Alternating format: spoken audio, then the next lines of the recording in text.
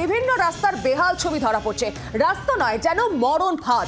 পদে পদে লুকিয়ে রয়েছে বিপদ। কোথাও হাঁটু সমান জল, আবার কোথাও গভীর গর্ত লক্ষ্য করা যাচ্ছে। এই মুহূর্তে ছবি তুলে ধরেছি আপনাদের সামনে, যেখানে রাস্তা না তো মরণ ফাঁদে পরিণত হয়েছে। বড় বড় গর্ত এবং প্রায়শই লেগে রয়েছে দুর্ঘটনা। রাস্তার অনুমোদিত টাকা থেকে তৃণমূলের বিরুদ্ধে কাটমানি নেওয়ার অভিযোগ বিজেপির বিরুদ্ধে। প্রত্যেক বছরই পুজোর আগে নিয়ম করে রাস্তা সারাই করে থাকে কলকাতা পুরসভা, কিন্তু বর্ষা এলেই রাস্তার এই বেহাল দশা চলে আসে প্রত্যেক বছর। কোটি কোটি টাকা দিয়ে তৈরি রাস্তার পিচ ধুয়ে উঠে যায় দুদিনের বৃষ্টিতেই, আর সমস্যায় পড়তে হয় শহরবাসীদের। এমনই অভিযোগ করছেন স্থানীয় বাসিন্দারা। প্রত্যেক বছর বর্ষা আসলেই রাস্তার বেহাল দশা ফুটে ওঠে। একেবারে আমরা যেখানে দাঁড়িয়ে রয়েছি বেলেঘাটার যে খালপাড়ের রাস্তা, সেই রাস্তাটা একেবারে দেখলেই কিন্তু স্পষ্ট যে প্রত্যেক বছর বর্ষাতে যে অবস্থা ফুটে ওঠে। এটা কিন্তু শুধুমাত্র বেলেঘাটার চিত্র নয়, উত্তর থেকে দক্ষিণ সমস্ত জায়গায় এই একই চিত্র। ঠিক অপর দিকে দেখিয়ে রাখি, নতুন রাস্তা তৈরি হচ্ছে এবং এই চিত্রও কিন্তু নতুন নয়। প্রত্যেক বছর দুর্গাপুজো আসার আগে শহর জুড়ে রাস্তা তৈরি হয়ে থাকে এবং প্রতি বছরই বর্ষা আসলে সেই কোটি কোটি টাকা যেন নিমেষে জলে ধুয়ে যাচ্ছে।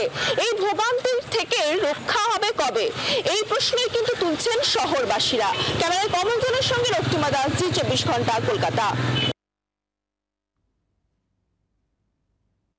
ঠাকুরপুকুর বাজার এবং একেবারে যেখানে প্রাণ হাতে করে যাওয়া আসা করেন এখানকার বাসিন্দারা, একেবারে বাজার এলাকা, সেখানে দেখাই যাচ্ছে কিভাবে রাস্তার অবস্থা হয়ে রয়েছে।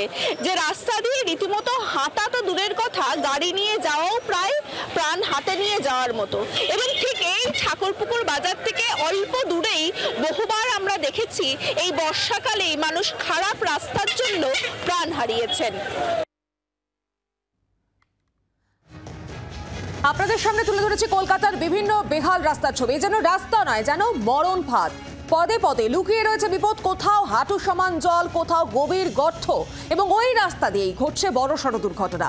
রাস্তার অনুমোদিত টাকা থেকে তৃণমূলের বিরুদ্ধে কাটমানির অভিযোগ তুলছে বিজেপি। প্রত্যেক বছর পুজোর আগে নিয়ম করে রাস্তা তৈরি হয়, পুজো আর ভোটের আগে রাস্তা তৈরি করে প্রশাসন, কিন্তু তারপরেই বর্ষা এলেই রাস্তার বেহাল দশা দেখা যায়।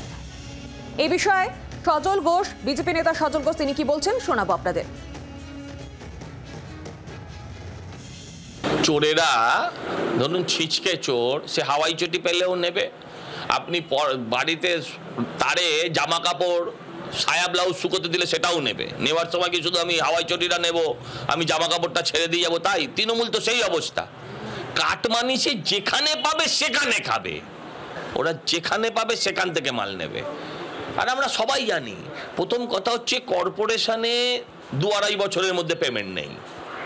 তারপরে আগে জিএসটি দিয়ে দিতে হবে। মানে আপনি যদি একটা 5 লাখ টাকার কাজ করেন, আপনাকে 1 লাখ টাকা আগে দিয়ে দিতে হবে। কে কাজ করবে? আর কাজটা করলে সে কেমন কাজটা করবে? 2 বছর বাদে টাকা পাবে। তারপর আর বললাম না, কাউন্সিলররা খাবে। ডিপার্টমেন্টে ফাইল ঘুরতে গেলে সেখানেও তাকে সচল রাখতে গেলে মাল দিতে হবে। কত টাকার কাজ করবে তারা? এবার আপনাদের শোনাবো কলকাতা পুরমন্ত্রী ফিরহাদ হাকিম, তিনি কি বলছেন শুনুন।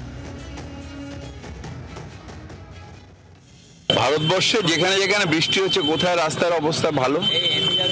রাস্তার অবস্থা খুব খারাপ না। আমরা 3 দিন 4 দিন যদি ড্রাই স্প্যান পাই, আবার রাস্তা যে কেসেই হয়ে যাবে।